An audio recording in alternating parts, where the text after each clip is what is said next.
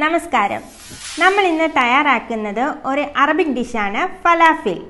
ഇതിപ്പോൾ നമ്മളുടെ അവിടെയൊക്കെ ബേക്കറികളിലുണ്ടോ എന്ന് എനിക്കറിയത്തില്ല, എങ്കിലും മലബാർ ഏരിയയിലോട്ടൊക്കെയുള്ള ബേക്കറികളിൽ ഇപ്പോൾ സാധാരണയായിട്ട് കണ്ടുവരുന്ന ഒന്നാണ് ഫലാഫിൽ. അറബിക്സ് ഇതിന് ഡിപ്പായിട്ട് യൂസ് ചെയ്യുന്നത് താഹിനി സോസ് എന്ന് പറയുന്നിട്ട് ഒരു സോസാണ്. ഇപ്പം നമുക്കതൊന്നും വേണമെന്നില്ല, സാധാരണ ടൊമാറ്റോ കെച്ചപ്പോ അല്ലെങ്കിൽ മയണൈസോ ഒക്കെ മതി. അതേപോലെ തന്നെ നമ്മളിത് ചൂടോടുകൂടി സെർവ് ചെയ്യുന്നതാണ് നല്ലത്. ഇതിൻ്റെ പുറമെന്ന് പറയുന്നത് നല്ല ക്രിസ്പി ആയിട്ടും അതേപോലെ തന്നെ അകം നല്ല സോഫ്റ്റ് ആയിട്ടുമാണ് ഇരിക്കുന്നത്. അപ്പോൾ നമ്മളിത് നന്നായിട്ട് ചൂടോടുകൂടി എടുത്ത് മയണൈസിലോ അല്ലെങ്കിൽ ടൊമാറ്റോ കെച്ചപ്പിലോ മുക്കി കഴിക്കുന്നത് നല്ല ടേസ്റ്റാണ്. അപ്പോൾ വേഗം തന്നെ എല്ലാവരും ഇതൊന്ന് തയ്യാറാക്കി നോക്കിക്കോളൂ. നമ്മൾ ഇതിൽ ഉപയോഗിച്ചിരിക്കുന്ന സാധനങ്ങൾ മിക്കവാറും എല്ലാവരുടെ വീട്ടിലുള്ളതോ അല്ലെങ്കിൽ പെട്ടെന്ന് തന്നെ മാർക്കറ്റിൽ വാങ്ങിക്കാൻ പറ്റുന്നതായിട്ടുള്ള സാധനങ്ങളാണ്. അപ്പോൾ നമുക്കിതെങ്ങനെ തയ്യാറാക്കാമെന്ന് നോക്കാം.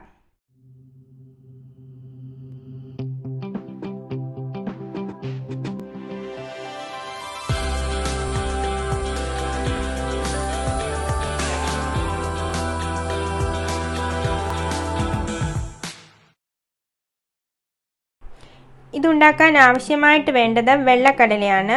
ഞാനിവിടെ 1 കപ്പ് വെള്ളക്കടല ഒരു രാത്രി മുഴുവൻ കുതിർത്ത് വെച്ചതിന് ശേഷം പിറ്റേന്ന് രാവിലെ നന്നായി കഴുകിയെടുത്ത് അതിൻ്റെ വെള്ളം ഒന്ന് മാറ്റി വെച്ചിട്ടുള്ളതാണ്.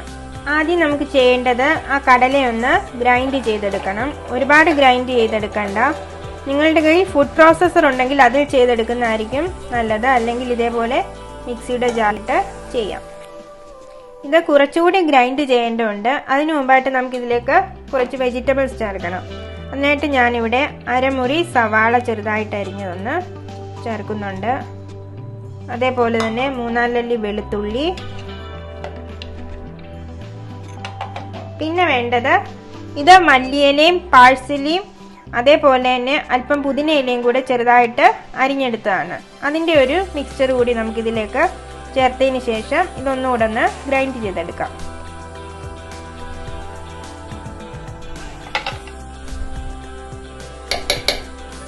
ഇനി ഇതിലേക്ക് അല്പം മസാലകൾ ചേർക്കേണ്ടതുണ്ട്. അതിന് മുമ്പായിട്ട് നമുക്ക് ഇതിലേക്ക് അല്പം ഉപ്പ് ചേർത്ത് കൊടുക്കാം. പിന്നെ വേണ്ടത് കുരുമുളക് പൊടിയാണ്. 1/4 ടീസ്പൂൺ കുരുമുളക് പൊടി ഞാൻ ചേർക്കുന്നുണ്ട് ഇവിടെ. അടുത്തതായിട്ട് ജീരകപ്പൊടി, അതേപോലെ അല്പം അരിപ്പൊടി, 1/4 ടീസ്പൂൺ ബേക്കിംഗ് സോഡ. ഇതിലേക്ക് ഒരല്പം നാരങ്ങ നീരൂടെ ചേർക്കാം. ഇനി ഇതെല്ലാം കൂടെ നന്നായിട്ടൊന്നുകൂടെ മിക്സ് ചെയ്തെടുക്കാം. ഈ ഒരു പരുവത്തിൽ വേണം നമ്മളിത് ഗ്രൈൻഡ് ചെയ്തെടുക്കാൻ. ഇനി ഇതിനെ ഞാനൊരു ബൗളിലേക്ക് മാറ്റിയെടുക്കാൻ പോവുകയാണ്.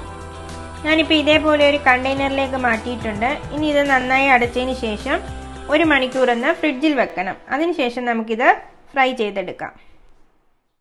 ഇപ്പോൾ ഞാൻ ഫ്രിഡ്ജിൽ നിന്ന് എടുത്തിട്ടുണ്ട്. ഇനി നമുക്കിതിനെ ചെറിയ ഉരുളകളാക്കി ഉരുട്ടിയെടുക്കാം. ചെറിയ ബോളുകളാക്കിയാൽ മതിയേ.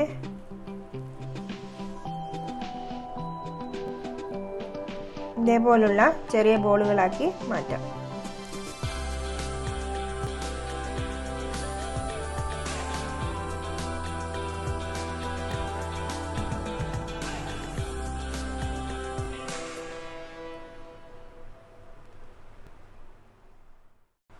ഞാനിപ്പോൾ പാനിലേക്ക് എണ്ണ ഒഴിച്ചിട്ടുണ്ട്. നമ്മളിപ്പോൾ ഓരോ ഉരുളകളായിട്ട് അതിലേക്ക് ഇട്ട് കൊടുക്കാം.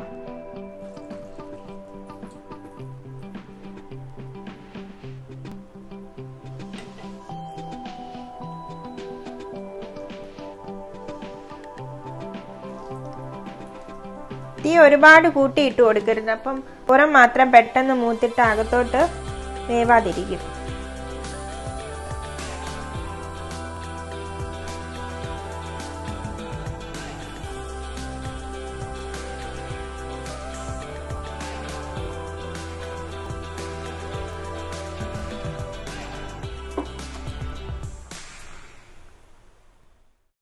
ഇതേപോലെ തിരിച്ചൊന്നിട്ട് കൊടുത്തോണ്ടിരിക്കണം, എന്നാൽ മാത്രമേ എല്ലാ സൈഡും ഒരുപോലെ മൂത്ത് കിട്ടത്തുള്ളൂ. ഇപ്പോൾ പാകമായിട്ടുണ്ട്. നമുക്കിതിനെ ഒരു പാത്രത്തിലേക്ക് മാറ്റിയെടുക്കാം. ഇതേപോലെ പാത്രത്തിൽ ഒരു ടിഷ്യൂ പേപ്പർ വെച്ചതിന് ശേഷം അതിലേക്ക് ഇട്ട് കൊടുക്കാം.